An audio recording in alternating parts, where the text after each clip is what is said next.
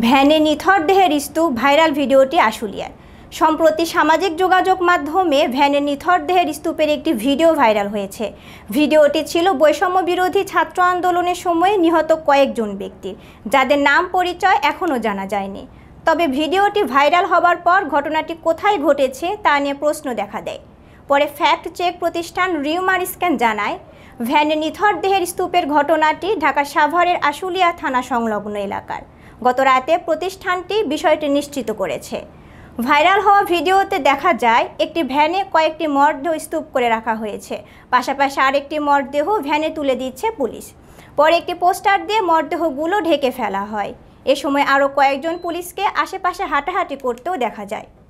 Rumour scan জানায়, নিথর দেহের স্তূপের বহুল আলোচিত ভিডিওটি আশুলিয়া থানা সংলগ্ন এলাকার ঘটনা। 5 আগস্ট বিকেলে এই ঘটনা ঘটে। এছাড়া ঘটনাস্থলের আশেপাশে থাকেন এমন 2 জন দাবি করেন, ভিডিওর দেয়ালে যার পোস্টার দেখা যায় তিনি আশুলিয়ার ধামসোনা ইউনিয়নের 7 নম্বর ওয়ার্ডের মেম্বার পদপ্রার্থী আবুল হোসেন ভূঁইয়া। জানা গেছে, দেয়ালের এই পোস্টার এখন আর নেই। 5 আগস্টের পরপরই সব দেয়ালে নতুন রং করা হয়েছে। উল্লেখ্য, সরকারি চাকরিতে প্রবেশের ক্ষেত্রে কোটা প্রথা সংস্কারের দাবিতে গত জুলাই থেকে আন্দোলন করে বিভিন্ন বিশ্ববিদ্যালয়ের সাধারণ শিক্ষার্থীরা। এ অবস্থায় গত 15 জুলাই রাজধানী ঢাকা সহ কয়েকটি বিশ্ববিদ্যালয় সাধারণ শিক্ষার্থীদের ওপর দফায় দফায় হামলা চালায় ছাত্রলীগ। একই সঙ্গে শিক্ষার্থীদের আন্দোলন দমাতে গুলি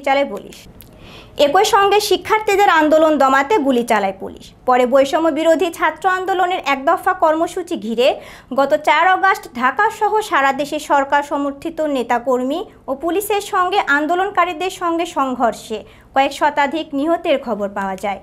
এ অবস্থায় গত 5 আগস্ট শেখ হাসিনা ক্ষমতা ছেড়ে দেশ ত্যাগ করে ভারতে চলে যান।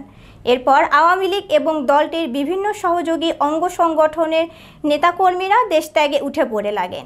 পরবর্তীতে আইনশৃঙ্খলা বাহিনী নজরদারি বাড়ায়। কোনো ধরনের অপরাধী যেন দেশ থেকে পালাতে না পারে সেজন্য কঠোর হয়।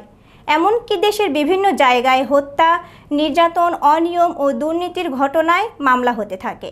সেসব মামলায় আওয়ামী লীগ এবং দলটির সহযোগী অঙ্গ সংগঠনের অনেক নেতাকর্মী, প্রশাসন সহ অনেককে আসামি করা হয়। এমনকি ইতোমধ্যে কয়েকজন সাবেক মন্ত্রী, এমপি গ্রেপ্তারও হয়েছেন সেসব মামলায়। আমাদের পেজটিতে ফলো, লাইক, কমেন্টস এবং শেয়ার করে সাথেই থাকুন। সবাইকে ধন্যবাদ।